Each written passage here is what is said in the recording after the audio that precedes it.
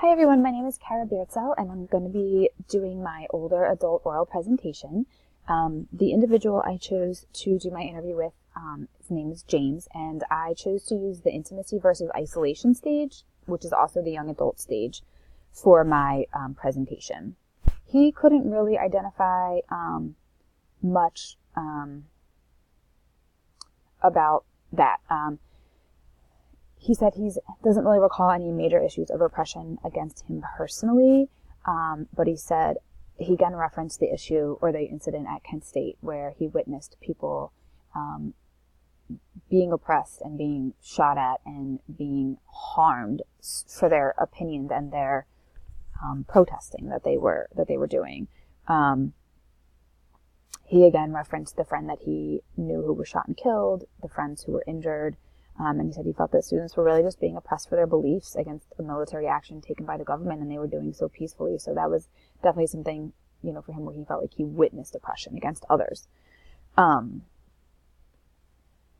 in applying the multi-system lens to James's life and looking at how that shaped his actions and behaviors and other things he experienced,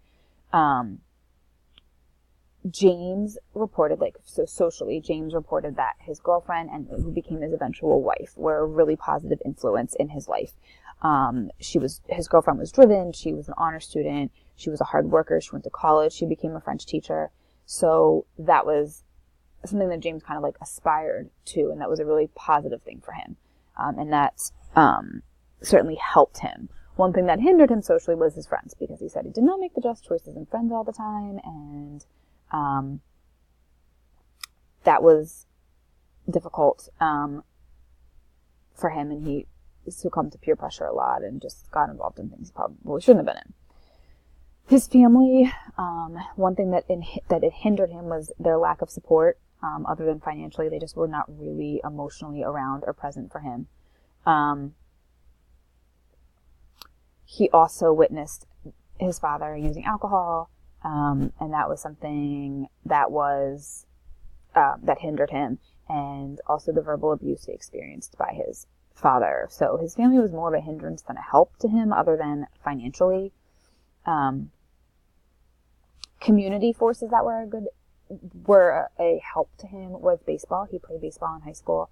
His coaches, they gave him really great direction as far as just providing some guidance, some positive, adult male influences for him. Kent State was a positive and a negative social force for him. Again, he did engage in some substance abuse to cope with just the crazy of his family. He witnessed the violence in the shooting.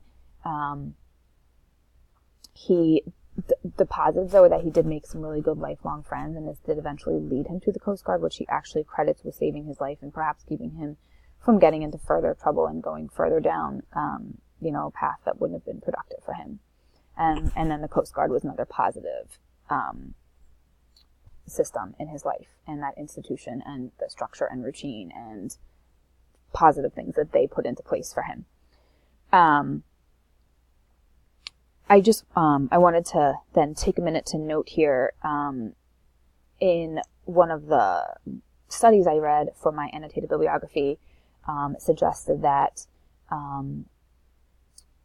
the higher the quality of relationship that somebody has with their parents, the less likely they are to experience feelings of loneliness, which James reported that he did feel lonely without the support of his family, and that coincides with what this article by that was written in 2011 suggests, that parents, that higher quality relationships with parents can decrease feelings of loneliness, and James didn't have that quality of a relationship, and therefore his feelings of loneliness were increased.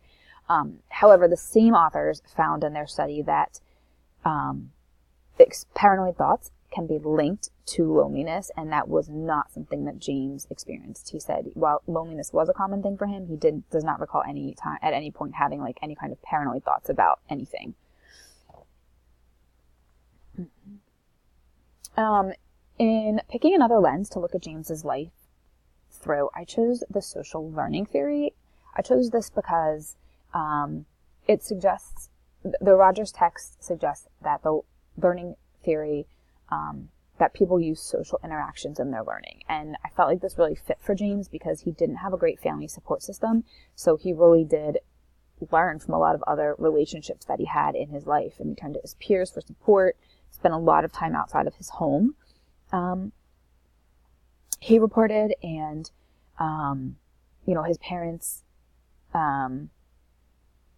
his parents had multiple relationships, which also affected his views on marriage, and that was one way in which he kind of learned through his family. The authors of an article written in 2012 also found that outside factors affect the person's behavior, and they model the behaviors of others. So one thing for James was that his parents were married multiple times. Each parent was married about four times, not about four times. And another article suggests that this played a role in James's view of marriage. In 2016, this article notes that when someone is in a romantic relationship, it can change their views on relationships, regardless of their parents' marital status. So James notes that his parents married several times, and this did affect his views on marriage prior to being in a relationship with his current wife. He felt that marriage was disposable. Those were his words. And then once he was in his own romantic relationship with his current wife, it changed his view on that, and he felt as though, he'd found the right person in this, and that marriage was something worth fighting for. So when he and his current wife, did have arguments, it wasn't something that James wanted to just throw down the tubes. He wanted to work through it and make it work, and he credits that to being married for 40 years. Being in the stable relationship and a marriage has made him realize that marriage doesn't have to be disposable. It's also been in line with a determination made by the same authors that children from divorced parents can and do have successful relationships in their own lives.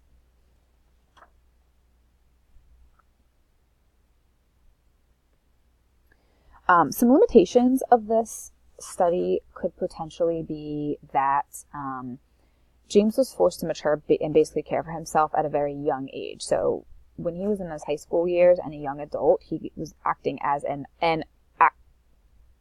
typical adult, because he had to think about how to fully take care of himself emotionally, how to support himself, in those ways, because he just really didn't have parents or siblings or anyone else to help him do that.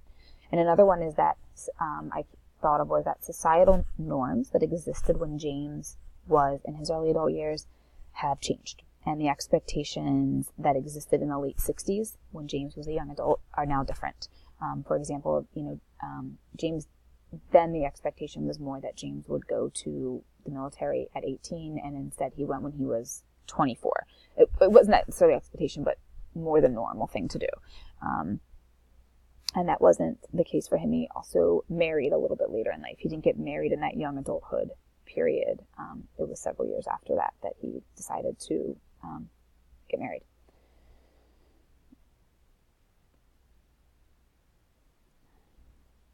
These are the references and the articles that I used to support my presentation, and also my annotated bibliography.